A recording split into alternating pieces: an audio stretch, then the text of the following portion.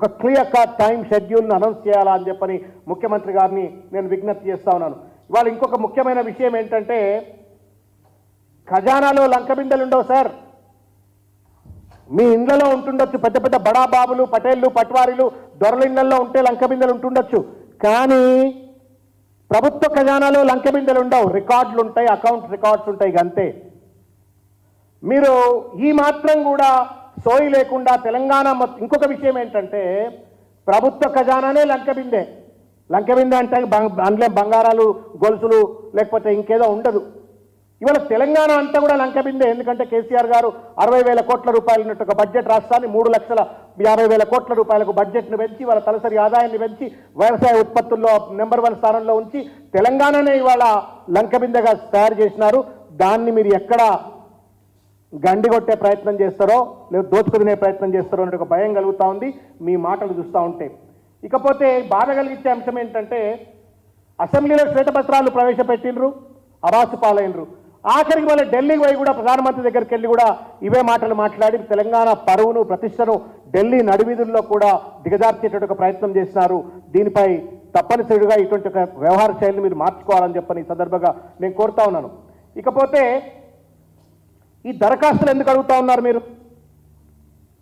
నేను సూటిగా అడుగుతా ఉన్నాను ముఖ్యమంత్రి గారు.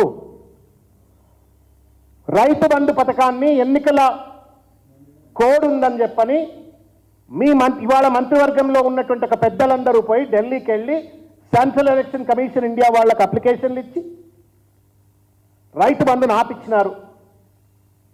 ఆఖరికి ఎన్నికల సమయంలో కూడా రైతు బంధుకు గండి కొట్టేటువంటి ఒక ప్రయత్నం చేస్తున్నారు మీరు. రైతు బంధు గండి కొట్టేటప్పుడు ఏం చేస్తున్నారు మీరు? ఇవాళ ఇస్తే 10,000 రూపాయలు, రేపు నేను డిసెంబర్ 9 నాడు అధికారంలోకి వస్తే 15,000 రూపాయలు అని చెప్పని అన్నారు మీరు. నేనేమో అల్లావుద్దీన్ అద్భుత దీపం మీ చేతిలో ఉంది, ఆగమాగం అయిపోయి మొత్తం అన్నీ కూడా మీరు అమలు చేసేస్తారు, మొత్తం మీరు చెప్పిన మాటలన్నీ కూడా అమలు చేస్తారని నేను అనుకోవట్లేదు. కానీ మీ మాటలకు చేతలకు పొంతన లేదు ముఖ్యమంత్రి గారు. మీ మాటలకు చేతలకు పొంతన లేదు. మీరు డిసెంబర్ 9 నాడు 15,000 రూపాయలు ఇస్తాన్నారు. 10,000 తీసుకోకండి, నేను 15,000 రూపాయలు ఇస్తా. ఒకవేళ మీరు 10,000 రూపాయలు తీసుకుంటే కూడా నేను అధికారంలోకి వచ్చిన తర్వాత 5,000 రూపాయలు ఇస్తా అని చెప్పిన పెద్ద మనిషి నువ్వు ఇంతవరకు దానిపై ముచ్చటెందుకు మాట్లాడతలేవు? రైతు బంధు ఇవ్వమంటే అప్లికేషన్ అడుగుతున్నావు. What have you promised and what are you delivering today? ఇది దగా అని చెప్పని అనిపిస్తూ ఉంది. ఇది మోసం. రేపు పొద్దుగాల మీరు 15,000 ఇవ్వాల్సి వస్తుంది, చచ్చుకుంటూ ఇవ్వాల్సి వస్తుంది. ఇవ్వకపోతే మీ మెడల పైన స్వారీ చేస్తారు. తెలంగాణ సమాజం, రైతాంగం ఊకోదు. కానీ వై ఇస్ డాడ్జింగ్? మీరు చెప్పండి, మేము అప్పుడు తప్పు చెప్పినాం, నేను ఇవాళ మా వీలు కావట్లేదు అని చెప్పాలని చెప్పండి. రెండో విషయానికి వచ్చినట్టయితే మీరు 7వ తారీఖు నాడు ప్రమాణ స్వీకారం, 27వ తారీఖు ఉంది. ఇవాళ 20 రోజులు గడిచిపోయిన తర్వాత ఇవాళ దరఖాస్తుల పేరు మీద ఇవాళ కాలయాపన చేసేటువంటి ఒక ప్రయత్నం చేస్తూ ఉన్నారు. దీంతో పాటు అనేక అంశాలు ఉన్నాయి దీంట్లో. జాబ్ క్యాలెండర్ డిక్లేర్ చేస్తామన్నారు, మెగా డిఎస్సి డిక్లేర్ చేస్తామన్నారు, 2 లక్షల రుణమాఫీ చేస్తామన్నారు. ఇవన్నీ కూడా ఫస్ట్ క్యాబినెట్ సంబంధించినటువంటి అనౌన్స్మెంట్స్. 20 రోజులు అయిపోయింది, దానిపైన చర్చ లేదు. ఆసరా పెన్షన్ గురించి కూడా మాట్లాడినరు. ఇవాళ మీకు వస్తున్న పెన్షన్ 2,000 రూపాయలు, డిసెంబర్ 9 నాడు మీకు వచ్చే పెన్షన్ 4,000 రూపాయలు అని అన్నారు.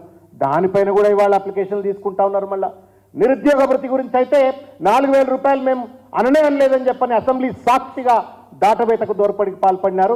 యూత్ డిక్లరేషన్లో చెప్పిండ్రు, ప్రియాంక గాంధీ గారు చెప్పిండ్రు, రేవంత్ రెడ్డి గారు చెప్పిండ్రు. అయినప్పటికీ కూడా దాటవేత ధోరణికి పాల్పడ్డారు. ఇకపోతే కరెంటు బిల్లే కట్టకన్నాడు పెద్ద మనిషి రేవంత్ రెడ్డి గారు, ముఖ్యమంత్రి ప్రతిపక్ష నాయకుడు హోదాలో ఉంటూ. మీరు కరెంటు బిల్లు కట్టొద్దు, నేను అధికారంలోకి వచ్చిన తర్వాత కరెంటు బిల్లు అంతా మాఫీ చేస్తా అని చెప్పని, ఇవాళ పరిస్థితి ఏందా అని చెప్పని నమ్మి కరెంటు బిల్లు కట్టకుండా ఓటేసినటువంటి ఒక పేద ప్రజలు ఇవాళ వాళ్ళ ఇళ్లకు వచ్చి ఫీజులు బీక్కపోయేటువంటి ఒక పరిస్థితి ఇవాళ పల్లెల్లో కనబడతా ఉంది, పట్టణాల్లో కనబడతా ఉంది. ఇది మోసం కాదా? ఇది తప్పు కాదా అని చెప్పని ఈ సందర్భంగా నేను ప్రశ్నిస్తా ఉన్నాను. ఇకపోతే నేను ఒక ప్రశ్న అడగదలుచుకున్నా రేవంత్ రెడ్డి గారిని. దుబారా అని చెప్పని చాలా మాట్లాడినరు. ప్రజలారా, మిత్రులారా, తెలంగాణ సమాజం మీరు కూడా చూసిండ్రు. దుబారా అంటున్నాడు కదా, ఖాళీ కుండలు ఖాళీ బిందెలు అన్నాడు కదా, లంకె బిందెలు అనుకొని వస్తే ఖాళీ బిందెలు అనుకున్నాడు కదా. ఏం అడ్వర్టైజ్మెంట్ అండి ఇది?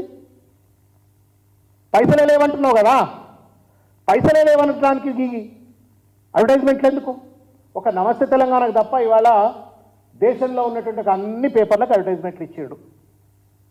మొత్తం భారతదేశంలో ఉన్న పేపర్లన్నిటికీ అడ్వర్టైజ్మెంట్లు. ఇగో అడ్వర్టైజ్మెంట్లు చూడండి, అడ్వర్టైజ్మెంట్లు చూడండి.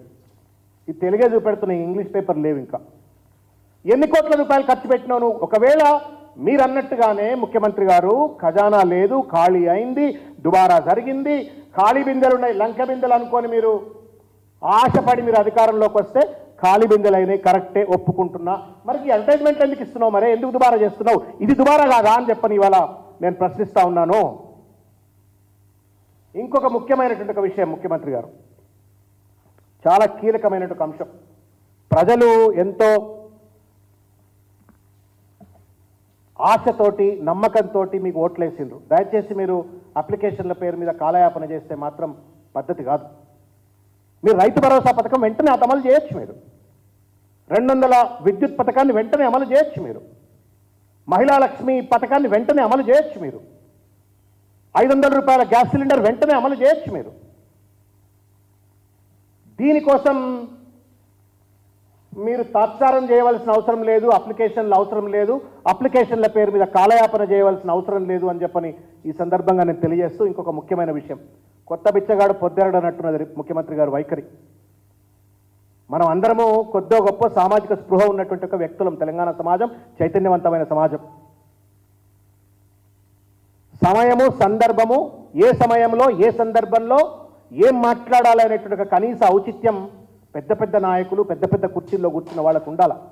ముఖ్యమంత్రి పదవిలో కూర్చున్నటువంటి ఒక రేవంత్ రెడ్డి గారు కనీస ఇంగితము, విఘ్నత, ఔచిత్యాన్ని మర్చిపోయి ఇష్టం వచ్చినట్టుగా మాట్లాడేట ఒక ప్రయత్నం చేస్తున్నారు. ఆ కుర్చీకి ఉన్నటువంటి ఒక డిగ్నిటీ ఒకటి ఉంటుంది. ఆ పక్కన కూర్చున్నామే శాంతాకుమారి అనుకుంటా, Shanthakumari garu, chief secretary, IAS officer. ఆయనక సుల్తానియా అని ఇంకొక ఆయన కూర్చున్నాడు. చుట్టంతా నాకు తెలిసి ఐఏఎస్ ఆఫీసర్లు ఉన్నారు, ఐపీఎస్ ఆఫీసర్లు ఉన్నారు, బ్యూరోక్రాట్స్ ఉన్నారు. ఒక రాజకీయ మీటింగ్ కాదు అది, ఒక అడ్మినిస్ట్రేటివ్ ప్రోగ్రామ్ను, పాలసీని, పబ్లిక్ పాలసీని లాంచ్ చేసే మీటింగ్. దాంట్లో ఇష్టం వచ్చినట్టుగా మాట్లాడేటట్టు ఒక ప్రయత్నం చేసినారు. దీన్ని తీవ్రంగా ఖండిస్తూ ఒక మాట నేను చెప్పదలుచుకున్నా. దయచేసి వ్యక్తిగతంగా మీకు ఇటువంటి ఒక సంప్రదాయాలపైన నమ్మకం లేకపోయినా ఆ కుర్చీ మీద కూర్చున్నప్పుడు మాత్రం తప్పనిసరిగా ఈ సంప్రదాయాలను పాటించాలి. ఎందుకంటే అధికారం ఉంటుంది, పోతుంది. ఎంతోమంది వాళ్ళ మీ సహచర మంత్రివర్గులుగా ఉన్నటువంటి సభ్యులుగా ఉన్నటువంటి వాళ్ళు గతంలో అధికారంలో ఉన్నారు, మధ్యలో అధికారం కోల్పోయినరు, ఇవాళ అధికారంలో ఉన్నారు, రేపు కూడా అధికారం కోల్పోవచ్చు, మళ్ళీ ఇంకెవరన్నా రావచ్చు. But then we have to leave right precedences for the future generations. అది మర్చిపోయి ఒక ముఖ్యమంత్రి హోదాలో ఉన్నటువంటి ఒక వ్యక్తి ఇష్టం వచ్చినట్టు మాట్లాడటం కరెక్ట్ కాదు. ఇంకొక విషయం, బావా బామ్మర్దులు ఎగిరిపడ్డారు అని చెప్పని మాట్లాడుతున్నారు. ఇంకా ప్రతిపక్ష నాయకుడు లెక్కనే మాట్లాడుతూ ఉన్నాడు ముఖ్యమంత్రి గారు. ఒక ప్రతిపక్ష పార్టీగా నీకు అధికార పక్షంలో ఎంతైతే బలం ఉంటుందో ప్రతిపక్ష పార్టీ కూడా అంతే బలం ఉంటుంది. The strength of democracy lies not in the strength of the ruling government. The strength of democracy lies in the strength of the opposition party. ఎంత బలంగా ప్రతిపక్షం పనిచేస్తే అంత బలంగా రాజ్యాంగం కాపాడబడుతుంది, అంత బలంగా ప్రతిపక్షం కాపాడబడుతుంది. ఒకవేళ వాళ్ళు బలంగా మాట్లాడితే అది ప్రజాస్వామ్య స్ఫూర్తి, రాజ్యాంగ స్ఫూర్తి. తప్పు మాట్లాడితే మీరు సరిదిద్దేటువంటి మాటలు మీరు చెప్పండి. భిన్న భావాల సంఘర్షణ సమాహారం అసెంబ్లీ, అది మర్చిపోయి ఇష్టం వచ్చినట్టు ముఖ్యమంత్రి గారు మాట్లాడటం సబబు కాదు. వాళ్ళు ఎగిరిపడ్డారన్నారు, మీరు భూమి మీద కూడా లేరు, గాల్లో తేలుతున్నారు. మీరు ఇవాళ అడ్డు అదుపులేని అహంకారంతో మీరు ఇష్టం వచ్చినట్టుగా మాట్లాడుతూ ఉన్నారు, అబద్ధాలు ఆడుతూ ఉన్నారు.